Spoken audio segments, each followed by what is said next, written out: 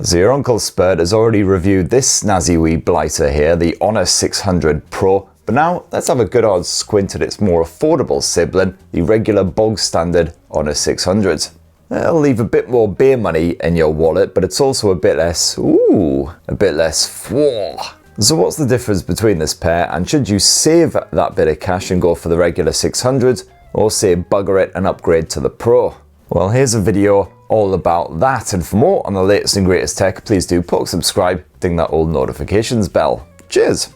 Now stick the Honor 600 and the Honor 600 Pro side by side. I would certainly struggle to tell them apart. Nothing to do with the 6 whiskies I consumed before shooting this video. And what I appreciate about the Honor 600 series is they're surprisingly compact at just 6.57 inches. And yes, I know that's not really compact, but it's certainly dinkier than a lot of the 6.7, 6.8 inch behemoths that I've been fondling so far in 2026. And the Honor 600 sports the same pleasingly skinny bezels surrounding that screen. You do have flat edges as usual, but nice rounded corners, so the hand feel pretty good. And neither is particularly hefty. The Pro slightly heavier at 200 grams versus 190 grams, but yeah, comfortable to wield one-handed.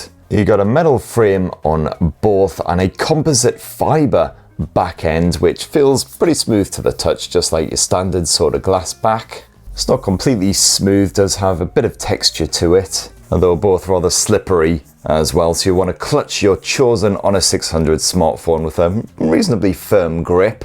I'm certainly glad for the anti-smudge matte finish as well, although the glossy camera bump up top does tend to get a bit smudgy at times. And your choice of colours is the same with the Honor 600 as that Pro model. 3 options in total: black, gold and white, or the now seemingly obligatory bloody orange. And I think it's pretty fair to say that Honor has perhaps been inspired by a certain cult-like American manufacturer known for churning out overpriced tat when it comes to the design of the 600s. And personally, I just do not understand it, because I reckon Apple design has got increasingly cack this past decade. Android smartphones were a lot more interesting when they're just going off doing their own batshit mental thing, and yeah, now everyone's just striving to be Apple, and it's boring and rubbish, and I don't like it. And the Honor 600, like the Pro, a pretty durable wee bugger as well. It's got that SGS rating for drop and crush resistance, while it's also IP68, IP69 and IP69K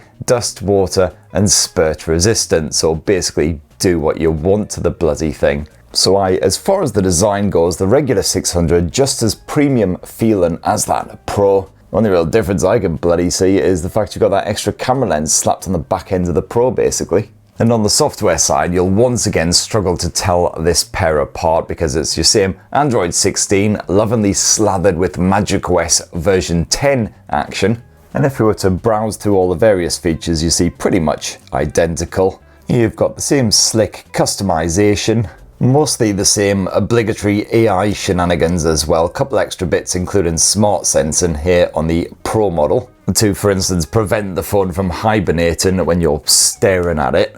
You got the same security and privacy tools, you got the same gaming dashboard thing when you're blasting through stuff like Wuthering Waves, yada yada yada. So I won't go in depth into the MagicOS 10 software experience again in this video. If you want to check out more on the various features and all that AI shindiggery, then definitely go check out my Honor 600 Pro review. And further good news, the Honor 600 will enjoy the same 6 years of Android OS updates and security patch and support as that Pro model. And that's almost as good as Google's Pixel A series pledge, and bang in line with Samsung's A series support. And the Honor 600 once again starts at 256 gigs of storage. You can upgrade that to 512 just like you can on the Pro, although there is no 1 terabyte model if you want to go absolutely nuts, which you do get with the Honor 600 Pro.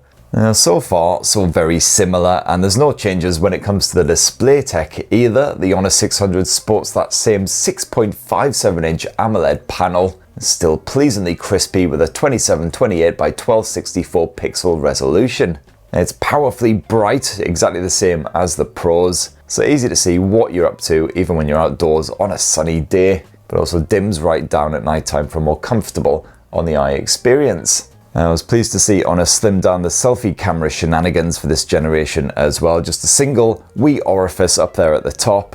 barely intrudes at all when you're watching a movie, playing a game or whatever. Colours are quite punchy on the default vivid settings, and I've got bugger all complaints with the contrast, even though there's no HDR smarts reported in the likes of Netflix, possibly because it's pre-launch. And as usual, so much eye comfort shenanigans, it's actually got its own separate section in the settings. Lots of great tools in here, including defocus, eye care, just to help relieve the eye strain, blue light filtering and everything as well, and 3840Hz PWM dimming on both as well if you are sensitive to that OLED flicker. It seems that the natural tone feature you'll only find on the Pro model. So this can monitor the ambient light in the room you're sat in and just adjust the colours to suit, whereas here on the Honor 600 it's a bit more basic. You can schedule that blue light filter to turn on between sunset and sunrise, for instance. You once again have a stereo speaker set up on the Honor 600, which blasts out almost identical audio to the Pro, certainly to my knackered old lugs. Reasonably balanced, quite loud when you max out the volume, does max out at 200%. Somehow, which I'm sure Einstein would have a few things to say about. And clarity doesn't bugger up too much when you do max out that volume. Voices and the like still come through reasonably crisp. However, when it comes to wireless streaming, there is a difference between the two, finally. But a Bluetooth 5.4 on the regular Honor 600 versus Bluetooth 6 on the Honor 600 Pro. It's got slightly reduced latency, for instance, on the Pro model versus the regular Honor 600, but honestly, the wireless streaming experience I found was very similar on both, especially as the Honor 600 still supports basically all the same codecs as that Pro model, including aptX, HD, lossless, and adaptive, a bit of LDAC and LHDC action. But the first big difference between the Honor 600 and the 600 Pro comes in the performance department, because you've got the Snapdragon 7 Gen 4 power in the regular Honor 600 compared with the beef-tastic Snapdragon 8 Elite, which is stuffed into the Pro. Now the everyday running's still just as slick and smooth here on the Honor 600, helped along of course by the 120Hz refresh rate and all. You get slightly more camera lag on the Honor 600 compared with that Pro model if you are snapping a lot of photos in quick succession, for instance, but otherwise hard to notice any kind of difference. The gap between them is more obvious, however, when you are gaming on whopping great open world extravaganzas like Wuthering Waves or Genshin Impact. So for instance, Wuthering Waves bumped up the graphics settings to the maximum levels on the Honor 600, and there were occasional obvious drops in that frame rate. It copes pretty well overall, but it wasn't quite as smooth and enjoyable an experience compared with that Pro model. On the flip side, however, the Honor 600 also stayed nice and cool even when gaming for well over an hour compared with the Pro, which did tend to heat up a wee bit. And the Honor 600 sports that same MagicOS gaming mode as the Pro model, so you can once again kill distractions, you can record the action, all the usual stuff. Yes, if you are a hardcore mobile gamer, I would certainly say go Pro rather than the regular Honor 600, but otherwise, nah.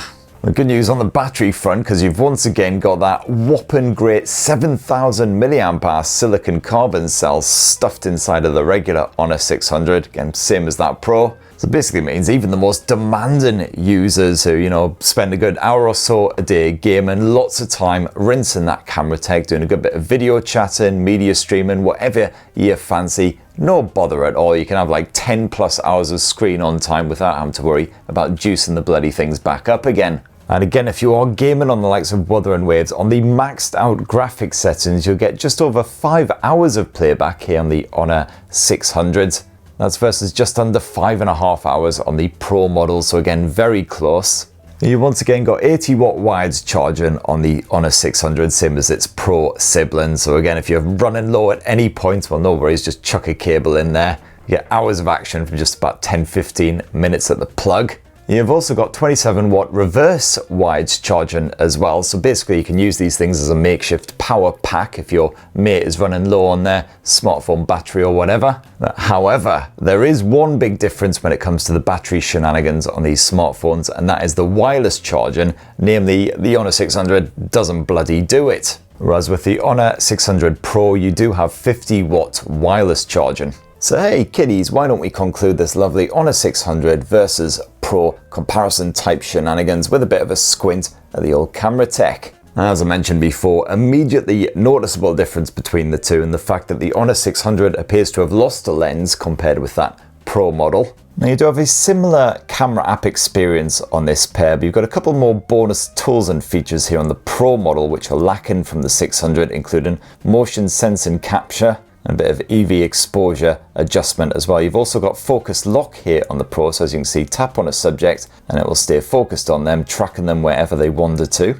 And you'd think this would mean that the Pro model is better at shooting kids, cats, etc. But actually I found the Honor 600 did a bang up job when capturing family snaps. Stood toe to toe with that Pro pretty well.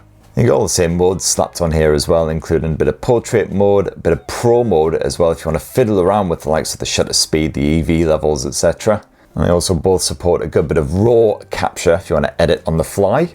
Now for its main shooter, the Honor 600 uses the exact same 200 megapixel 1/1.4 inch sensor as the Honor 600 Pro. However, you will notice that by default it's 27mm here on the primary shooter on the Honor 600, whereas it is in fact a slightly more pulled back 24mm here on the Pro. And so on the default settings, your shots will be slightly more zoomed in on the Honor 600, but that's pretty much the only real difference you'll notice in day-to-day shooting. The processing appears to be identical with the same bright finish and rich tones. Especially if you stick with the default vibrant filter as well. You can switch that down to natural if you don't want the colours to be quite as bold and in your mug.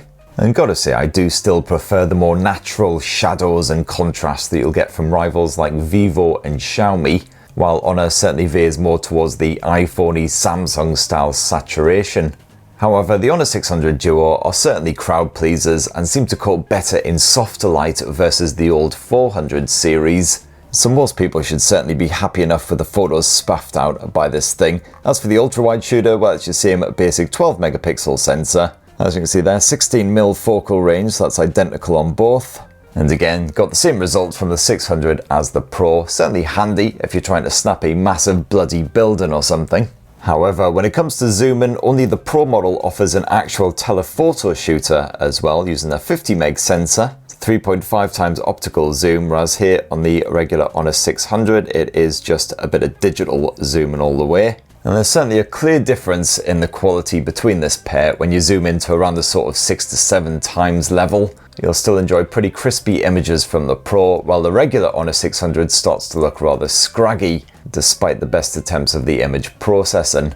You also get slightly more saturation on the regular Honor 600 when you zoom in, as the Pro zoom lens has a smaller aperture. And the degradation effect only deepens as you zoom in further to the maximum 30 times level on the Honor 600. And the Pro can keep on zooming up to 120 times, but frankly you'll want to quit long before that point. And some difference when it comes to shooting video on this pair as well. The Honor 600 shoots 4K resolution footage capped at 30 frames per second, whereas here on the Pro model you can boost that to 60 frames per second. And you've also got HDR smarts as well, which are lacking from the regular Honor 600, but a regular phone's still perfectly good for just shooting simple home movies. Oh, and also you do have a dedicated night video mode here on the Pro model, which is missing from the regular Honor 600, which just helps to brighten things up a wee bit when the lighting is particularly crappy, but the resolution maxes out at 1080p in this mode at 24 frames per second, so to be honest, it's of limited use. And of course the Pro once again has the advantage of that telephoto lens, so you can zoom in and keep the picture quality nice and sharp when recording. And then around the front end of both of these Honor 600 series smartphones, you've got the same 50 megapixel selfie shooter. And again, the only real difference is the fact you've got HDR video smarts here on the Honor 600, although both are capped at 4K resolution at 30 frames per second. And there you have it, my lovelies. That in a tasty wee nutshell is the fresh new Honor 600 mid-range smartphone and how it stacks up against its more premium Pro sibling. Now, as you can see, very similar in many respects for everyday shenanigans, but a few key upgrades for that Pro, including the telephoto shooter for the camera. You've got a performance boost with that Snapdragon 8 Elite chipset. You've also got wireless charging for the battery, and then a handful of other wee upgrades here and there, including of course the HDR video smarts here on the Pro, which are missing from the regular Honor 600. But honestly, I think most people will be perfectly happy just with the regular Honor 600 smartphone. Certainly the camera tech's still pretty bloody good for your everyday family shots, holiday shenanigans, all that good stuff. It's only really hardcore mobile gamers who will notice the difference in the performance. You get the same excellent battery life here on the regular Honor 600 as well. It's just the wireless charger and shenanigans you're missing out on. And it's absolutely stuffed to the guts with AI once again. If you're a big AI fan, there's got to be someone out there who is. So once again, a cracking pair of mid-rangers here. Honor is certainly bringing it to the likes of Nothing and Poco in this area. But if you want an idea of what else you can get for this sort of price range, we'll definitely check out my roundup of the best mid-range smartphones right now. That video went live that was a couple of weeks ago, I think. In the meantime, it'd be great to hear your thoughts on this lovely duo. Please do type your comments down below. And while you're down there, hey, why not poke subscribe, ding that notifications bell, and have yourselves a ruddy, wonderful rest of the week. Cheers, everybody. Love you. Oh, check out my pro review if you haven't done so already as well. That's also rather not terrible.